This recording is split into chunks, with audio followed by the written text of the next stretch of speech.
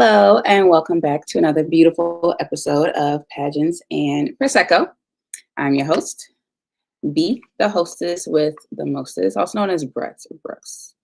Um, I am going to just hop onto this episode just real quick because I think that there needs to be a little bit of conversation, a little bit of etiquette, and a little bit of decorum as we move into another political sphere, okay, in our pageant world. And I'm saying this and I'm doing this episode out of the utmost of respect for any and all title holders. So if you do not have anything nice to say, then just go ahead and click off, and I'll give you a second to do so. Okay.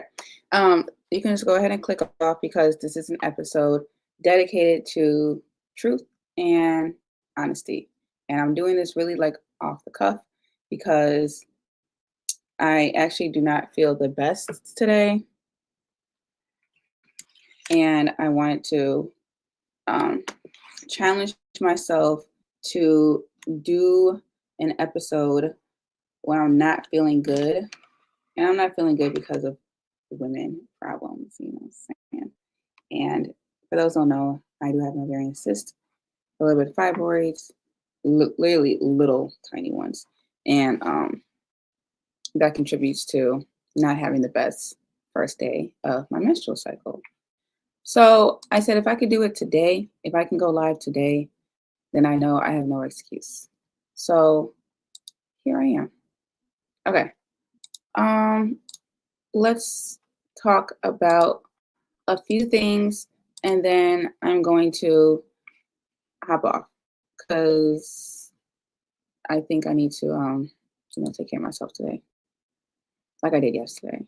So if you see this, hold on one second. I'm trying to get my name up here. I don't know why, for whatever reason, I cannot get my name up here.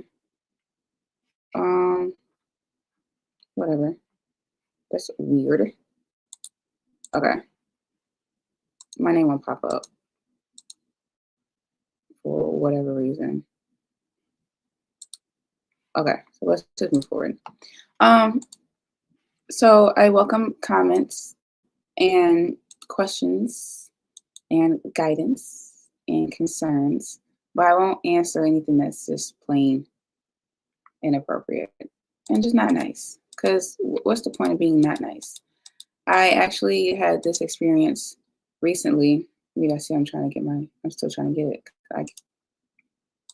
Okay, whatever.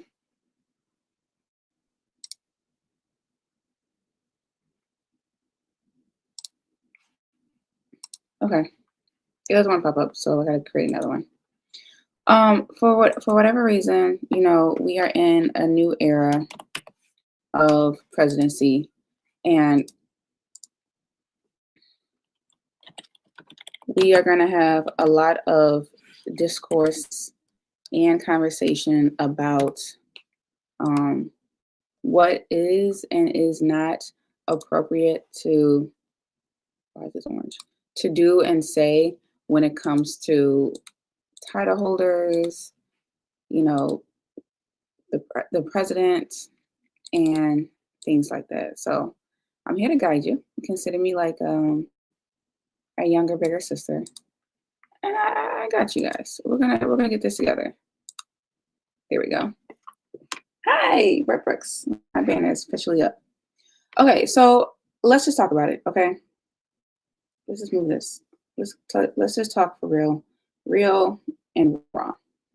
So I personally have came across now 2 different posts on social media. Well, technically it was 3 different posts on social media.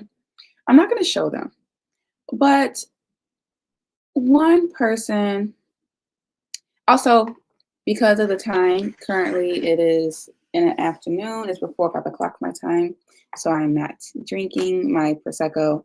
I am drinking some raspberry tea into a big mighty jar, if you guys can see it. I'm pretty much drinking this in a soup cup because raspberry tea is good for women. Just let you guys know, it's good for women. Um, I came across 3 posts on social media about this election. 1 was before the election, and 2 have now been today, the day after the election. This is Tuesday, January 21st, the day after we all just celebrated Dr. King and what he stood for. And it's such a coincidence that the inauguration was on that day. I wish it would have been put to today because it just seems so backwards to have the president of the United States feel and say one way that was completely opposite of Dr. King. Both are American figures who have made people feel strongly about their particular stance.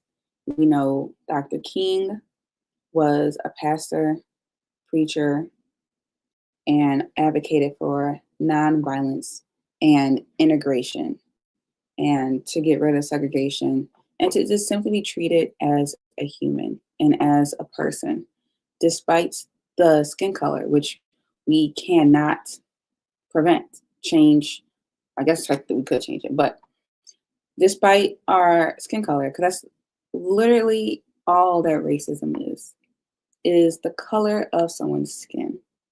And when you really think about that, you think about how hard and persistent somebody has to be to really be mad at a whole race of people simply because of their origin, their nationality, their ethnicity, and the color of their skin.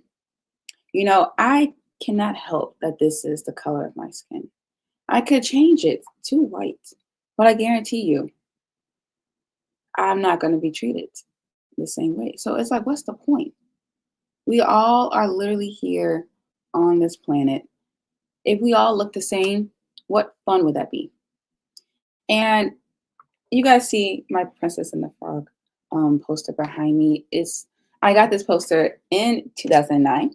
I was working at the movie theater at the time when this came out. And I was actually, yes, I think I was working at this time in '09, Christmas '09, I believe so. Just really started working and it was at the movie theater and this came out. So I got the poster for free. And this relationship, and I actually forgot her name, but if you look at the relationship between Princess Tiana and Charlotte, what's her name, Charlotte? You would see that they had such a loving relationship. And I often refer to this movie in life because Princess Tiana makes you really think about, are you really going hard for your goals? And I'll just give you guys, let me give her shine. There she goes. Princess Tiana. You see the people who she had the biggest beef with, the Shadow Man. Okay. These people over here advocated for her. Her parents, we even had the turtle, the dog, the animals, her prince, what I'm saying, Madam, the alligator. Pretty much everybody wanted to see her win, except for who? The Shadow Man. And you want to know why? Let me get the camera back. You want to know why the Shadow Man was Princess Tiana's biggest op? And I'll tell you. Because he was a bully. And that's all it was. He was a bully.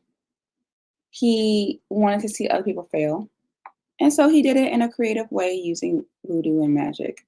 But ultimately, he did not prevail. And how many villains do you know that actually prevail?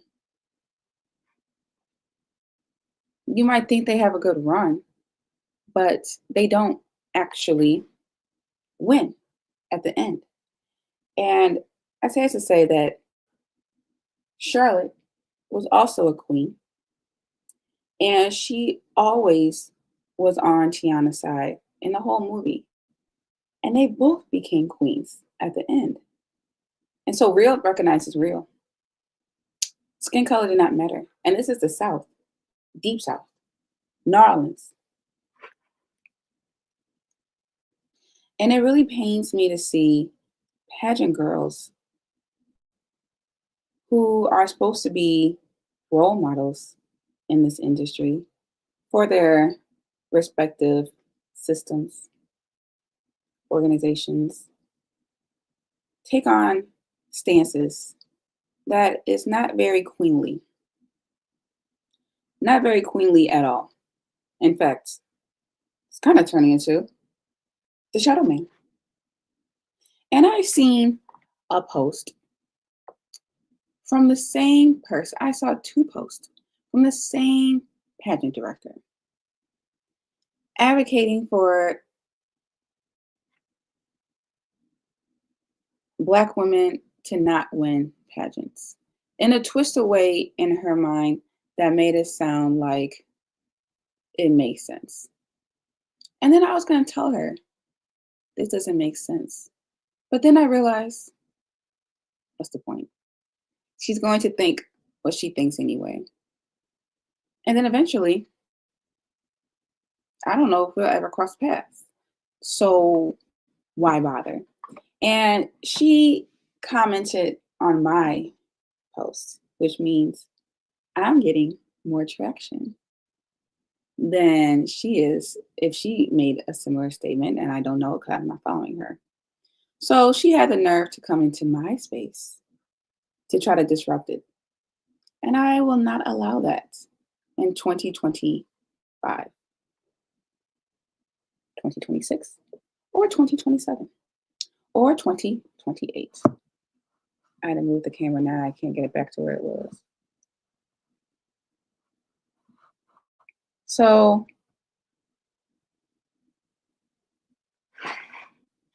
I wanted this to be like slightly lower. It's giving me so much headspace. So if I am not going to allow her into my energy field, why would I bother responding to such negativity on the internet? Like, why? People are going to think how they want to think anyway. I don't think everything needs to be on social media, especially if you're a pageant director. But let's get into the conversation real fast because this video is not going to be long. I promise you it's not going to be long, but it will be impactful. So what do? We're here. We have a new president, voluntarily, involuntarily for some. So what now? How do we navigate this space now? Great question. I'm glad I asked because I don't ask them questions. I think that the way to properly maneuver this next era of a presidency is to simply either be kind or don't say anything at all. Another post that I saw was from somebody who has a little bit of pull in our community. Well, I don't know if she has pull, but she has numbers. She did things to help advocate for pageant contestants in a beautiful way, honestly. And then she announced who she voted for. And, you can't be mad that people voted one way or another. I mean, you can. But when it comes to anything that's a 2-person contest, obviously someone is going to feel very strongly for one side, their side, and feel strongly against the other side. I live in Chicago, and I cannot stand the football team that plays in the state north of me. Cannot stand it. I don't even want to say the state's name. Just know if you're looking at the map of Illinois, it's the one right there, the state right there. And that team, if I was to drive there, it's probably like 3 hours away, I think, because the Bears fans go up there for their games. They come down here in Chicago for, their games. And it's like been a friendly, maybe it wasn't been friendly, but it's been a friendly rival for years. Probably the oldest rivalry in the books. I think it's literally the oldest rivalry in the books. And at one point, that team took the title from the Dallas Cowboys as America's team. Because we all know Dallas Cowboys was America's team. Fortunately, I think Dallas has it back now. But I did remember seeing an article saying how that team, Wisconsin, was now America's favorite team. And I said, ugh, who likes that team? Not I, said a Chicagoan. Um, I I'm going to stick beside that my Bears, good, bad, and ugly. And this season was ugly. But sometimes you do have bad seasons. But when you have good seasons, people will also jump on your bandwagon. And they will always come against you when you're down. So just because the person who was advocating for women's rights, Black women's rights, South Indian Americans' rights, breaking glass ceilings as women in the highest office in the land, just because she lost doesn't that that just means that the contest wasn't in favor of that side. Now there's a lot of conspiracies, one way or another. We're not talking about that. But somebody has to lose. And it's how you take that L and move forward that really matters. That's where character is. That's where your integrity is. That's where your true character comes out. Now, the post I saw that disturbed me was when this person won the election.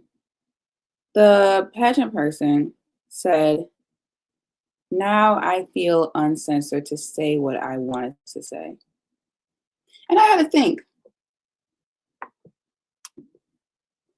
me and her live in the same country, which means me and her are both under the same Bill of Rights that was created by the founding fathers. I would have said our founding fathers, but they weren't my fathers. Maybe Jefferson might have had some ties to it, but that's neither here nor there. Okay, that's a whole nother conversation. However, we are all here in America. And last I checked at 3:47 of this meeting, she was here in America too. So what did you feel censored in saying? And I commented because I was genuinely curious. What is it that you feel censored to say right now in 2024 that you will now feel empowered to say on Monday, January 20th? What do you feel like you can't say that you will now be able to say on Monday, January 20th? And when I sat and thought about that, I said, that does suck to feel censored. However, we're not in a country of censoring free speech, unless you're TikTok.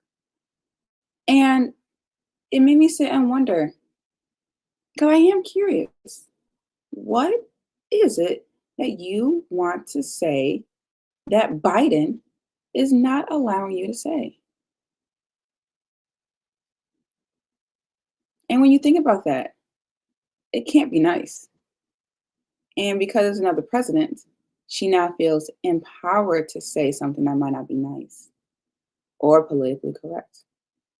And I think what really bothers me about that president, this new president of ours, is that he is empowering people to say things that they would not have said if we lived in a different type of society. And it's probably not nice things. Because if it was nice, it wouldn't be censored. So if it's mean, that means you're waiting until this guy takes office so that way your viewpoint can be justified in the anger, bigotry, and racism that is being spewed to divide us on Martin Luther King Jr. Day. And that sucks.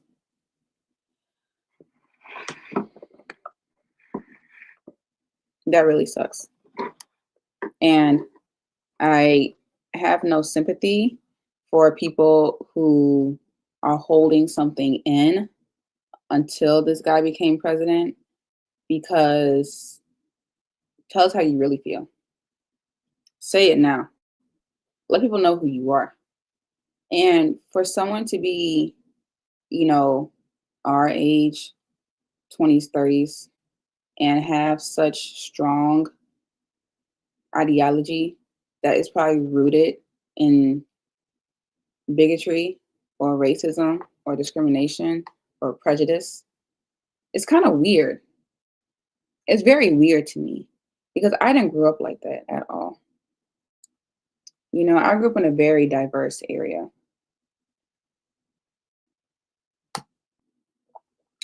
Very, very diverse. I grew up in an area that I went to school with all types of people. I guess based off the census, it was probably majority white. And not one time, and I'm being so honest with you guys. I need to drink this raspberry tea because I'm starting to cramp. But not one time growing up do I vividly recall any type of racism. Not one time do I recall that.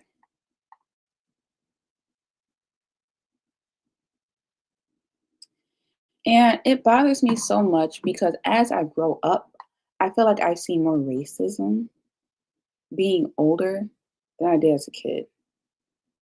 And that just proves to me that kids don't grow up with this ideology.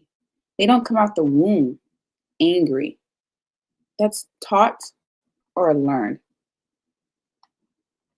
And now I will admit that as I've grown up, my viewpoints on people have changed based off what they've shown me. And it just feels like, why bother being racist? Why bother discriminating? What is the end goal? I think, as someone who is in a capitalist free world, we all should be trying to get this money together. And so there's people's strengths. Some people have strengths in one area that can help my business. Other people have strengths in another area that can help my business. So why would I discriminate against any one person based off their skin color and not their intelligence? We really should be shaming people for being stupid. We really should. But unfortunately, we're shaming people for their skin color. And I know that we all know people who are not there intellectually and they say some off the wall stuff. And it's just like, okay, but we don't hate them. You just know that they're not the brightest light bulb, but we don't hate them. So why would you hate someone for something that they cannot control?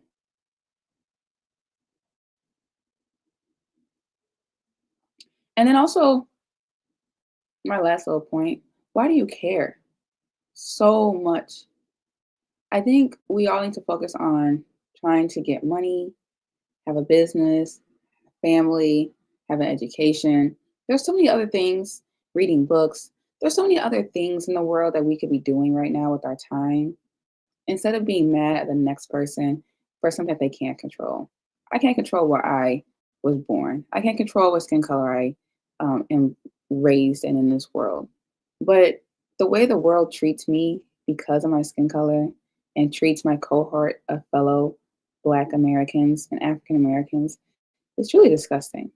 The way that people treat Mexicans and immigrants, truly disgusting. And then my last point is that we are all immigrants.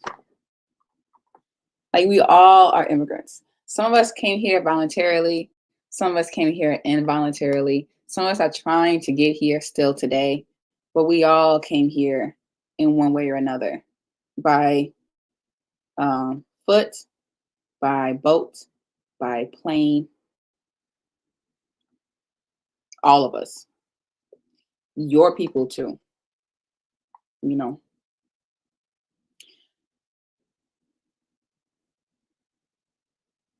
Just because your people came from Europe does not mean that they're not immigrants. Just because some people were forced to come over here does not mean that they aren't immigrants and don't deserve the same treatment from those who came over here voluntarily. Time period doesn't matter. Some got here earlier, some got here later. Some people have been here, but if you go back enough generations, you'll find someone who came here by boat, land, or sea. Everyone. And so unless you were native to this land, why are you on this land discriminating? We're all literally in the same boat. Literally. And then my almost last point. We're all also working class. I think if we have any kind of division, it should be working poor people against the elites, that 1%. That's who we really should be mad at. The people who shut down TikTok for 6 hours just because they could. The people, the healthcare industry. Like, there's bigger fish to fry than being mad at little Susie right next to me. Me and Susie are on the same. I'm not mad at her. I'm mad at the elites who are controlling things that we need.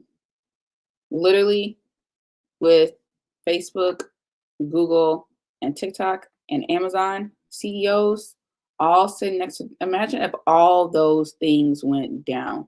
If Google went down, if Facebook and Instagram went down, Amazon and Google, like that's pretty much 80% of what I do every day. I don't really shop on Amazon all the time, but the access to having something here in 2 days, and who knows what Amazon is going to become. Like right now, it's like an online shopping platform, but I think it's so much more bigger than that because they can take a monopoly. We need to be mad at corporations. We need to be mad at the system for keeping some people poor and some people homeless and some people hungry.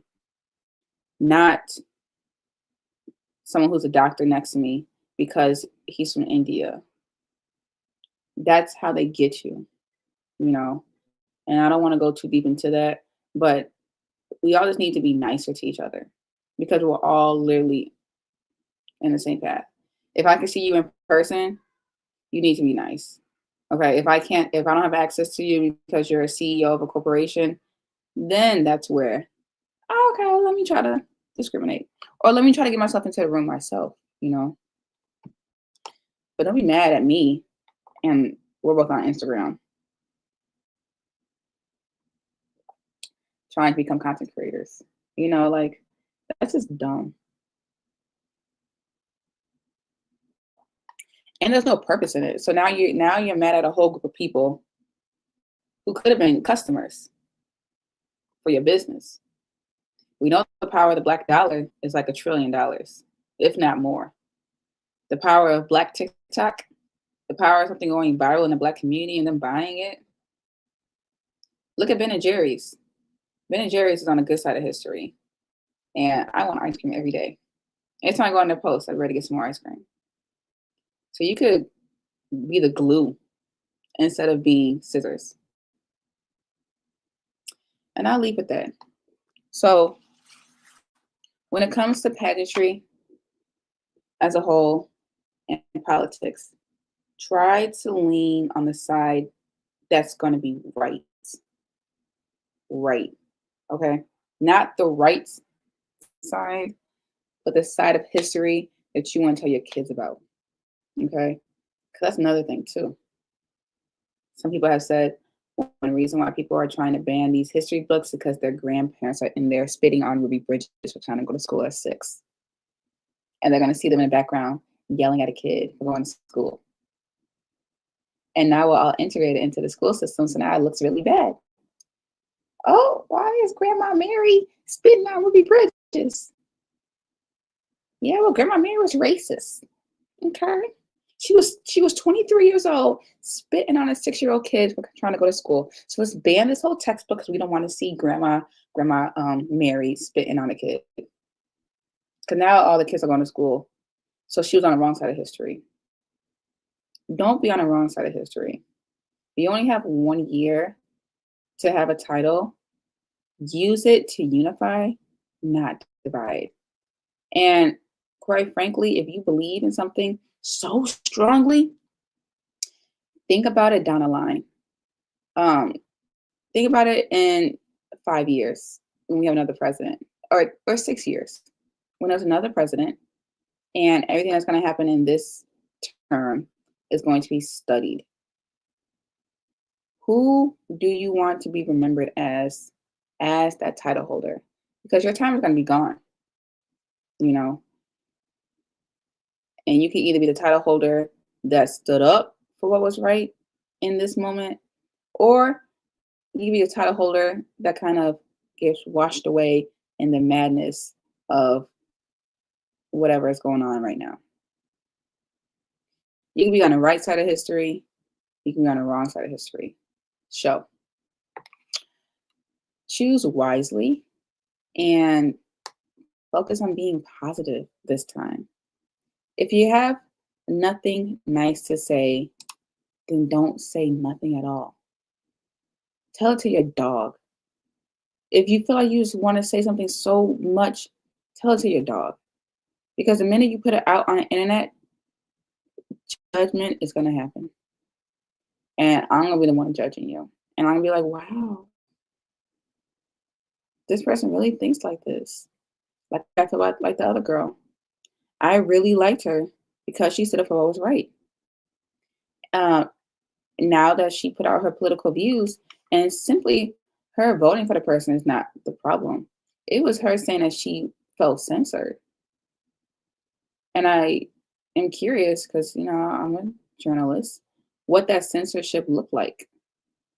So for you to be censored means you have something to say that you know is not right because of the leader. It's going to make you feel some type of way if you say it now. But if you have someone who is going to co-sign your madness, then it's like, now I can live in my truth. And you're just going to fade away. So if you don't have anything nice to say, don't say nothing at all. Try to focus on a positive.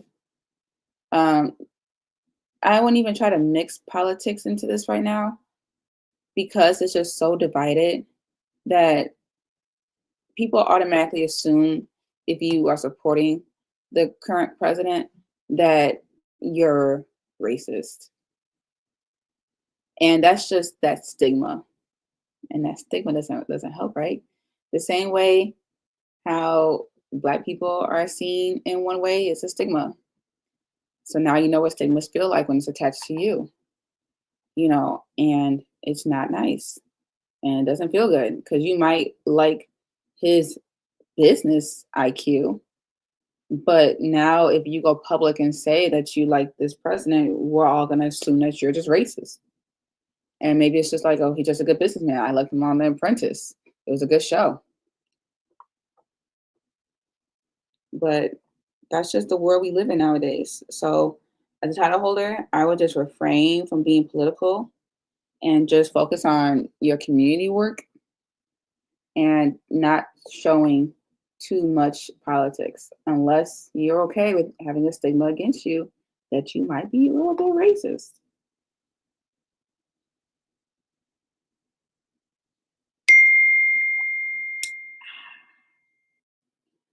All right, I gotta go. I'm getting text messages. And that's all I really want to say, you guys. Honestly, that's all I really want to say. I will catch you guys in the next episode. I love you. Focus on the positive. Think about Dr. King and what he wanted. And remember, when it comes to this world, you can either be Miss Charlotte over here, or you be the shadow man. Choose wisely. Love you. Bye.